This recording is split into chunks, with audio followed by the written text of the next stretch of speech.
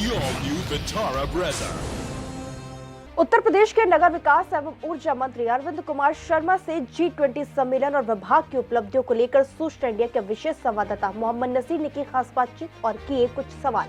देखिए बातचीत के कुछ अंश। हमारे साथ खास मुलाकात में मौजूद है नगर विकास मंत्री एवं ऊर्जा मंत्री A.K. शर्मा सर, जिनसे हम बात करेंगे और विकास में जो भी विकास हुए हैं उत्तर प्रदेश में उसकी उपलब्धियों की बात करेंगे। बातचीत के दौरान A.K. शर्मा ने बताया कि हमारे विभाग संभालने के बाद नगर निगम कर्मियों द्वारा सुबह से ही सफाई को अंजाम दिया जा रहा है। हमारे नगर विकास विभाग में विशेष रूप से मैंने उनको शुरुआत में ही मंत्री बनने के बाद कहा था कि सुबह 5 बजे से लेकर के 8 बजे के बीच ज़्यादातर जगहों पे सफाई हो जानी चाहिए। मुझे इस बात का बहुत ही गर्व है कि उन्होंने मेरे इस निवेदन को मेरी बात को सम्मान देते हुए सुबह की सफाई में अपना तन मन धन सब कुछ लगाया। और आज भी इतनी शीतलहर के बावजूद, धुंध और फॉग के बावजूद, इतनी ठंड के बावजूद 4 डिग्री 5 डिग्री की ठंड सुबह होती है, उसमें भी वो लोग मैं देखता हूँ कि 6 बजे 5 बजे उनकी फ़ोटो पड़ना शुरू हो जाती है और फ़ोटो आना शुरू हो जाती है।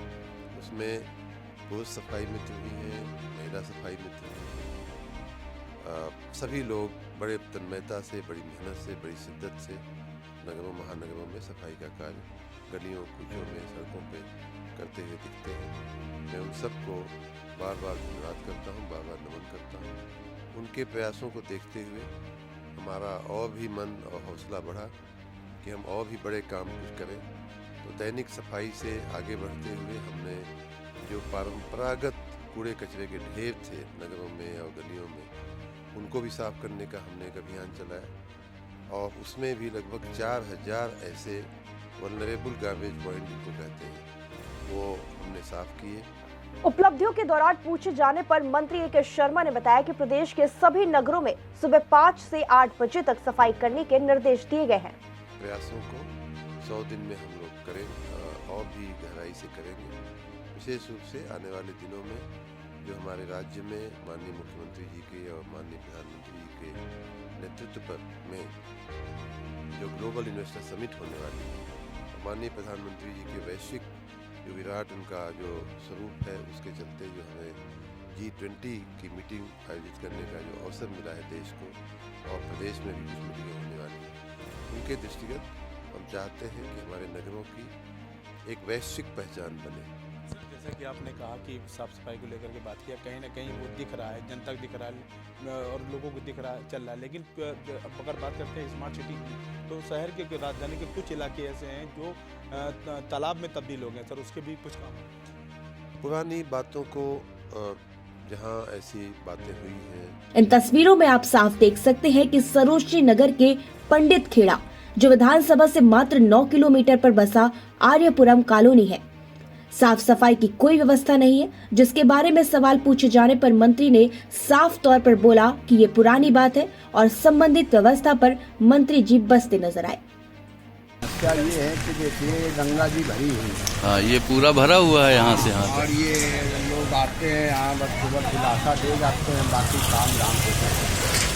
कहाँ से कहाँ तक मंदिर के पास लगा के ना यहाँ सीपर चौराहे से लगा के वो आपका तुम्हारा क्या नाम वो बंधुआ तालाब तक जो दशा है कि छोटे छोटे बच्चे उसमें मुँह भरा हो जाते हैं, गिर जाते हैं। बताइए जो है बच्चे की ये हाल है।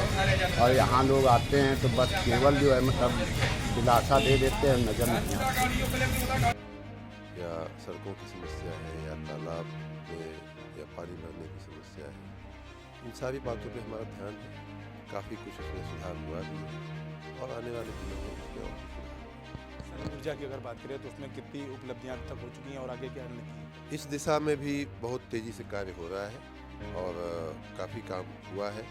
इसमें जहाँ जहाँ रुकावटें थी, सप्लाई की जो रुकावटें थी, उनको दूर करके इसमें बहुत तेज़ी से आगे बढ़ा जाएगा। ऊर्जा विभाग में भी उसी प्रकार पिछली गर्मी में आपको मालूम है कि प्रदेश की जो ऊर्जा की मांग थी वो बहुत ज़्यादा बढ़ी थी, लेकिन उस मांग को पूरा करने के लिए हमारे सभी विद्युत कर्मियों ने कमर कस के काम किया। इतिहास में सबसे ज़्यादा बिजली इस बार दी गई है, 26,500 मेगावाट से ऊपर बिजली हमने आपूर्ति की। तो निर्बाध बिजली की आपूर्ति ये हमारा लक्ष्य है। हमारे सभी विद्युत कर्मी उस कार्य में लगे हुए हैं। वर्तमान में हम जो विद्युत विभाग में विद्युत की व्यवस्था में इंफ्रास्ट्रक्चर में जो कमियां थीं उनको दूर करने के लिए हमने एक RDSS योजना चलाई है। उस योजना के तहत काफ़ी काम हो रहा है, उसकी प्लानिंग हो रही है। आज ही मैंने उसकी समीक्षा भी किया है और उसमें जितना तेज़ी से जितना बढ़िया काम हम कर पाएंगे तो भविष्य में जो बिजली की जो बिजली आने की जाने की ट्रिप होने की या जो इंटरप्शन होने की जो समस्याएं हैं वो दूर हो जाएंगी। आज हमने समीक्षा करके सभी अधिकारियों को इसमें जल्दी कार्य कराने की हमने निवेदन किया है। आज एक और अच्छी बात ये हुई है कि हमारे राज्य में हमने नेट बिलिंग के कार्य को हमने प्रभावी ढंग से आज शुरू किया है। नेट बिलिंग ये है कि आपको मालूम है कि नवीनीकृत ऊर्जा के जो स्रोत हैं इसमें विशेष रूप से सोलर एनर्जी के, सौर ऊर्जा के, उसको लोगों के छतों पे, संस्थाओं की छतों पे, इंडस्ट्री और कमर्शियल जो बिल्डिंगें हैं उनकी छतों पे लगा करके सौर ऊर्जा उत्पादन करने का हमने अपनी नई ऊर्जा नीति में 4000 मेगावाट का लक्ष्य रखा है। उस 4000 मेगावाट के लक्ष्य की पूर्ति के दिशा में कमर्शियल और इंडस्ट्रियल बिल्डिंगों पे नेट बिलिंग की हमने आज ही से उसकी आज के प्रभाव से हमने शुरुआत कर दिया है। उसमें व्यवस्था ये है कि अगर कोई सौर ऊर्जा पैदा करता है तो उस सौर ऊर्जा की जो कीमत होगी और जो हमारे विद्युत विभाग से जो बिजली लेता है उसकी जो कीमत होगी, उन दोनों का प्लस माइनस करने के बाद उसकी जो नेट जो आएगी बिलिंग वही उसको देना होगा।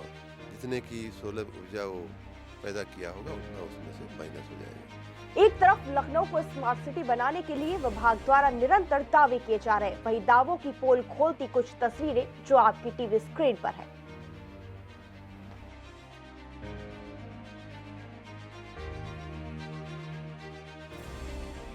तो ये थी हमारे साथ ऊर्जा मंत्री जिन्होंने साफ तौर से बताया कि विभाग में लगातार प्रोग्रेस हो रहा है, कहीं ना कहीं उपलब्धियां हो रही हैं और कितना बेहतर बनना है तो समय बताएगा। कैमरामैन अभिषेक के साथ मोहम्मद नसीर, इंडिया, लखनऊ।